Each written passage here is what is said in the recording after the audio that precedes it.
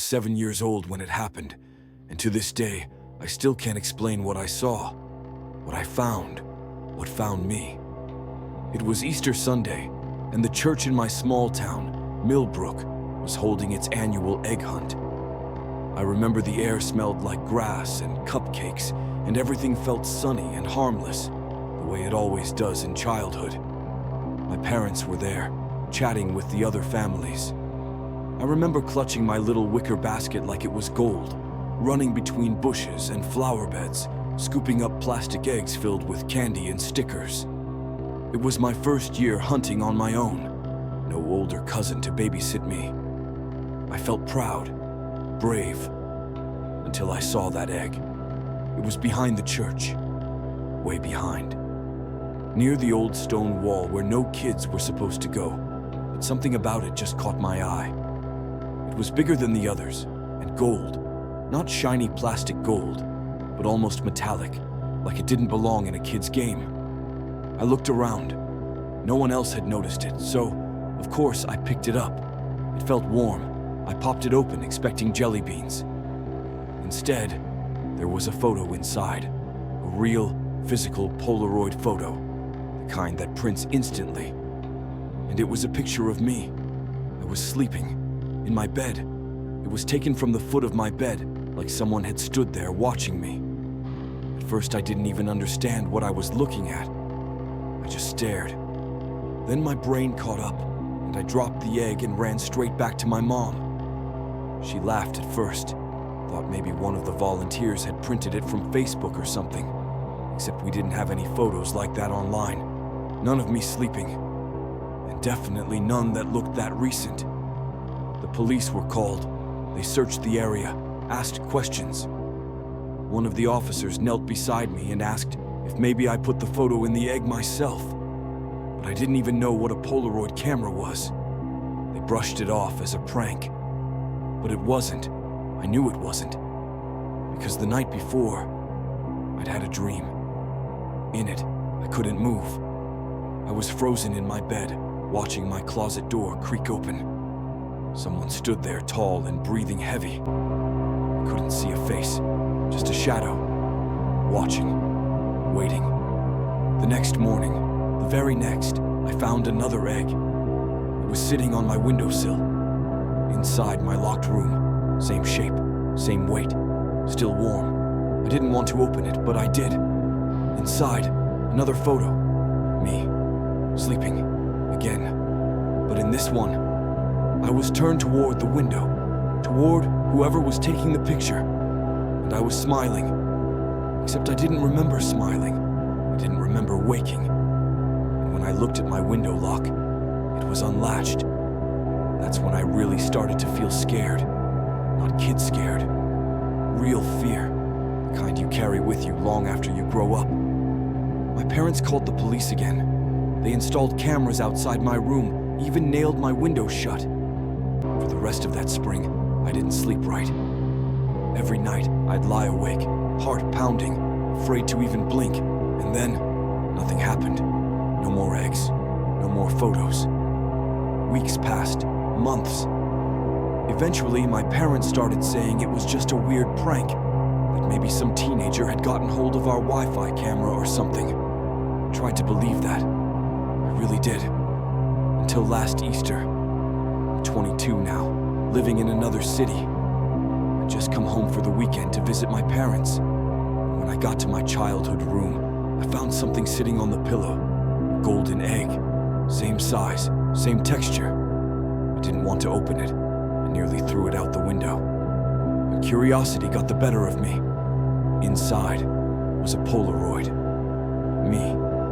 From the night before, asleep, in that same room. Except I hadn't fallen asleep in my bed. I'd fallen asleep on the couch downstairs, in front of the TV, which means whoever took the picture moved me. I don't know how long I was out. I don't know if I ever actually woke up at all. I don't even know if I'm awake right now. But I know this much. The window in that room, still nailed shut. So how did they get in? And more importantly, what are they waiting for?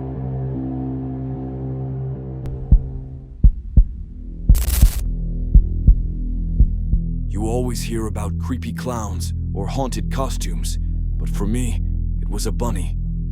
And not the cute kind. This happened when I was 9 years old. Every Easter, my town held a spring festival in the park. Face painting, egg hunts, music, food trucks.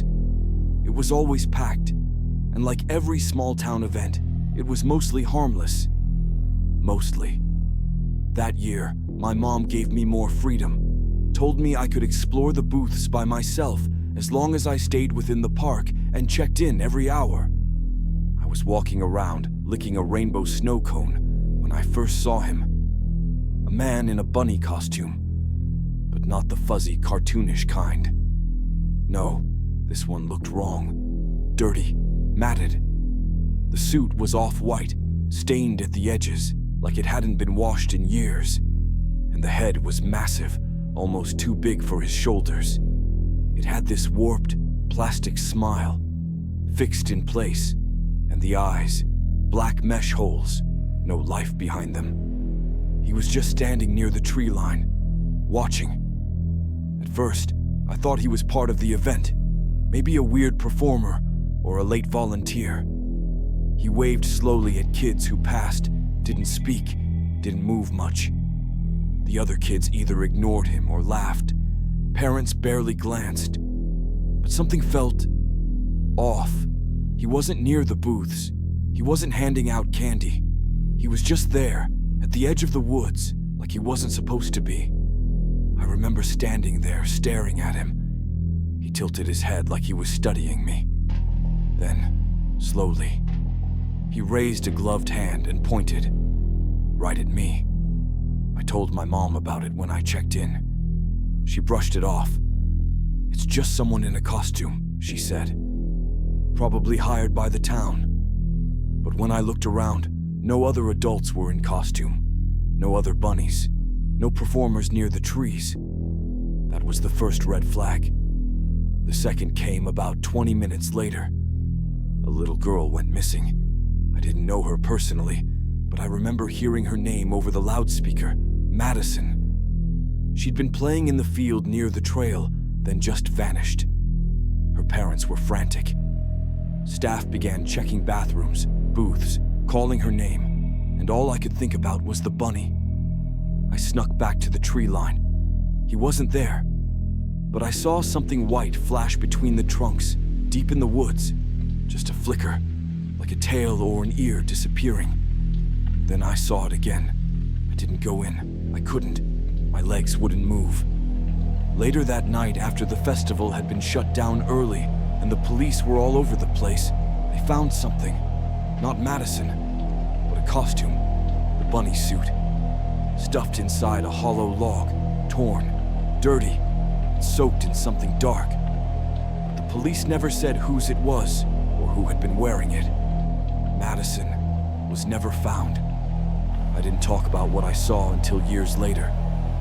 I buried it, like a lot of kids do when adults don't believe them. I told myself I imagined it, that it was just a weird guy with a sick sense of humor.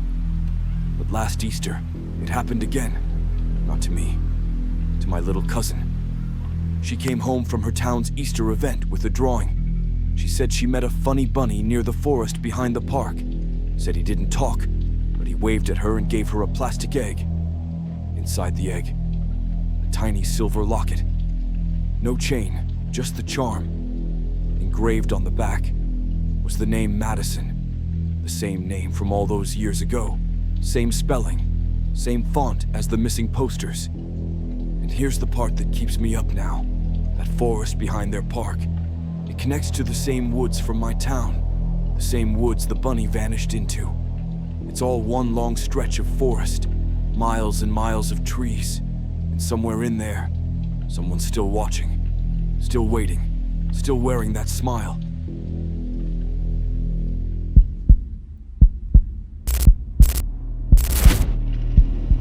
When I was 13, I spent Easter break at my aunt and uncle's place in rural Pennsylvania. It was the kind of town with more cows than people, and no cell reception unless you climbed on top of a tractor and prayed to the sky. They lived in an old farmhouse with creaky stairs, floral wallpaper, and a big wraparound porch. My cousin Mia was a year younger than me, and we got along fine, though she had this weird obsession with an abandoned house down the road. We passed it on a walk the first day I got there. The place looked like something out of a horror movie. Sagging roof, boarded up windows, rusted mailbox that leaned like it was too tired to stand.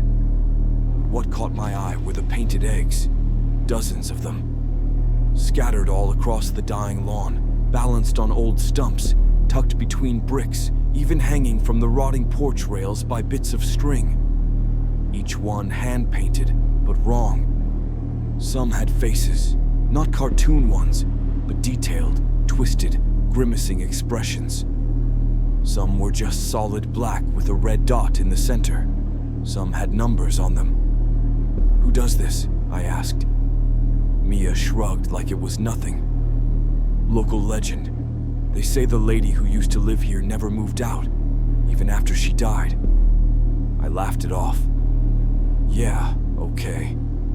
But that night, I heard scratching. Not like mice or raccoons. I know what that sounds like. This was deliberate. Long, slow drags of something sharp along the side of the house. Then tapping. At the window. I was on the second floor. When I peeked through the blinds, nothing was there, except a single painted egg sitting on the ledge. It hadn't been there earlier, I was sure of it. The next morning, I told Mia. She got pale. "You shouldn't have looked out," she said. That's when she told me the story. Years ago, the woman who lived in that abandoned house went a little crazy after her kids died in a fire. Every Easter, she'd paint eggs and leave them outside, hoping they'd come back and find them. But people in town said she got into darker stuff. Tried to bring them back in other ways. Opened doors she shouldn't have. When she died, no one claimed the house. But the eggs never stopped showing up. People say if one shows up at your house, especially your window, it means you've been marked. That night, I couldn't sleep. Every creak in the floorboards made my heart stutter. Around 3 a.m., I woke up suddenly, like something had pulled me out of sleep. The room was quiet, too quiet, and I saw something glowing faintly on the dresser. Another egg. This one was clear. Glass, maybe. But inside it was a tooth, a small one, like a baby tooth. I screamed. My aunt and uncle rushed in, turned on the light. Of course the egg was gone. I begged them to let me sleep downstairs, anywhere but that room. They finally agreed. The next day, Mia dared me to go back to the abandoned house, said we had to give it back, like returning the egg would fix it. I didn't want to. I really didn't want to. But I also didn't want another night like that. So we walked back to the crumbling place, carrying the glass egg we'd found under my bed that morning. Yes, it came back. We stood at the porch. I placed the egg on the top step, and then we heard it. A voice from inside, just one word. "Stay." It was a whisper, low, wet sounding, like someone gargling blood. We ran, didn't look back. That was 10 years ago. I never went back to that town. Mia doesn't talk about it anymore.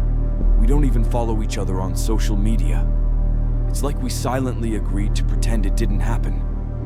But this past Easter, I found something in my mailbox. A painted egg. Black with a red dot in the center. And underneath it, a Polaroid. Of me and Mia, taken the day we stood on that porch. But the house in the photo, it wasn't abandoned anymore. There was someone standing in the upstairs window, waving.